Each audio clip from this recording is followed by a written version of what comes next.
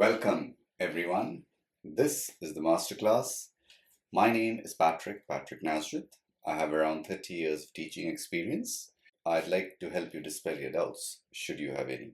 Today, we look at the poem Haunted Houses, written by H.W. Longfellow. Longfellow was born February the 27th, 1807, and he died on March 24th, 1882. He graduated and was promptly offered the job as Professor of Modern Languages. But before accepting it, he embarked on a 3-year tour of Europe. After accepting and teaching at Maine College, he was also offered a professorship at Harvard, which again he accepted only after taking a 1-year tour of Europe. He is a very well-known poet, and his writings have helped shape the American character. His wife set fire to herself accidentally, and in trying to save her, though he could not, he burnt himself so badly that he wore his beard long to cover the scars he received from the fire. All houses wherein men have lived and died are haunted houses. Through the open doors, the harmless phantoms on their errands glide, with feet that make no sound upon the floors. The poet says that all houses that have been owned and lived in by men have the ghosts of the people who once upon a time lived there. They still go about their work. We have no idea of what work they do, but no one can see them. Their feet make no sound as they walk across the floors of the house. We meet them at the doorway, on the stair. Along the passages they come and go. Impalpable impressions on the air, a sense of something moving to and fro. The poet says that as we are moving in our houses, we pass these people who are dead. Their spirits come and go along the passageways, and we can sense that something has crossed us. We can sense that we are not alone. We know something is moving, but what they are, we don't know. There are more guests at table than the hosts invited. The illuminated hall is thronged with quiet, inoffensive ghosts, as silent as the pictures on the wall. The poet says, should one happen to throw a party, you invite guests.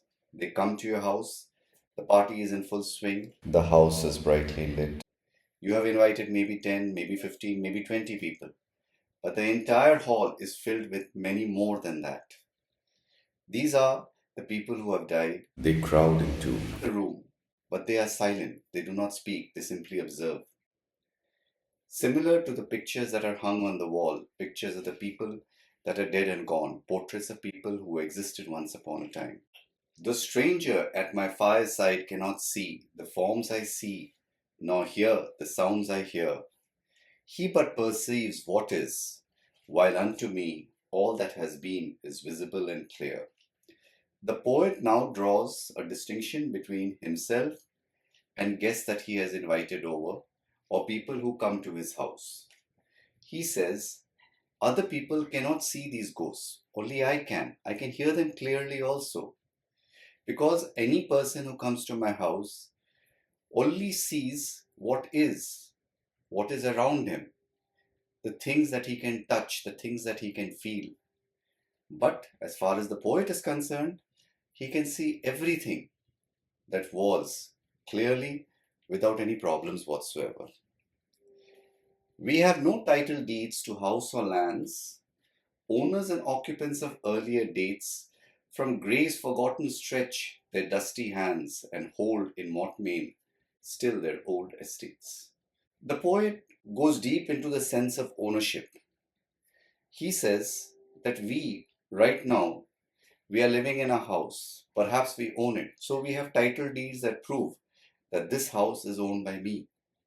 But similarly, there were previous owners, previous occupants who also felt that they owned it. Where are they now? They are dead and gone. They have been buried in their graves. But from the graves, they still reach out to the houses and say, this was mine. Mortmain is from Old French and medieval Latin.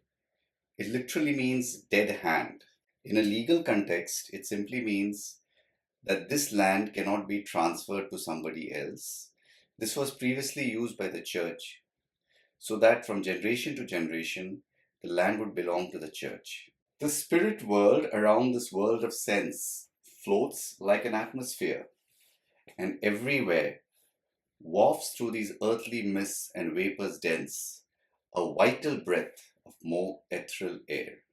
There is an atmosphere that surrounds our planet. Similarly, the spirit world is like an atmosphere that surrounds us. Everything we can see, touch, hear, use with our senses, we are aware of. But we are not aware of the spirit world, even though it is all around us. Because our view is blocked by the earthly nature of our desires and wants. But just like oxygen in the atmosphere is vital for our breathing, similarly, this connection to the spirit world is necessary for our lives. Our little lives are kept in equipoise by opposite attractions and desires. The struggle of the instinct that enjoys and the more noble instinct that aspires. The poet comes up with something very philosophical. He says, our lives may be short, but they are kept balanced by opposite attractions and desires. On the one hand, we look for the material things in life. We look for what gives us pleasure in the short term. On the other hand, our own instincts within us inspire us to reach towards God, reach towards something bigger and better than ourselves, try to form a spiritual connection with the world that we exist in. These perturbations, this perpetual jar of earthly wants and aspirations high, come from the influence of an unseen star, an undiscovered planet in our sky. So the poet tells us that this push and pull in our daily lives, this push and pull in our lives here on earth, where we are always searching for more and more material things. Why do we do this? Why are we attracted towards material things? Why are we looking for something other than the material? Because perhaps we are under the influence of the planets, of some star that we cannot even see, maybe undiscovered. And as the moon from some dark gate of cloud throws over the sea a floating bridge of light, across whose trembling planks our fancies crowd, into the realm of mystery and night. Imagine the moon. It comes out from behind a cloud. The moon throws rays of light. It resembles a bridge that cannot sink into the sea. We try to cross it. Do we try and cross it physically? No, our thoughts try and cross it. We try and go to those who are gone before us. So from the world of spirits there descends a bridge of light, connecting it with this, o'er whose unsteady flow that sways and bends, wander our thoughts above the dark abyss.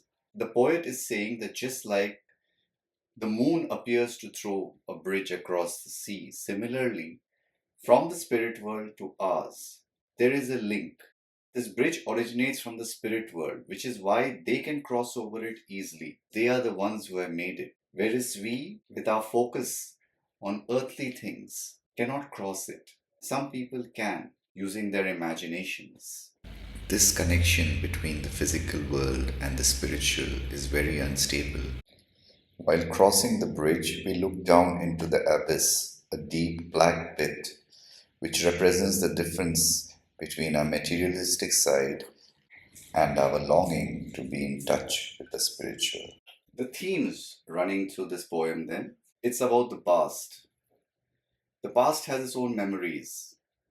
The past shares its legacy with us. What has happened in the past cannot be forgotten.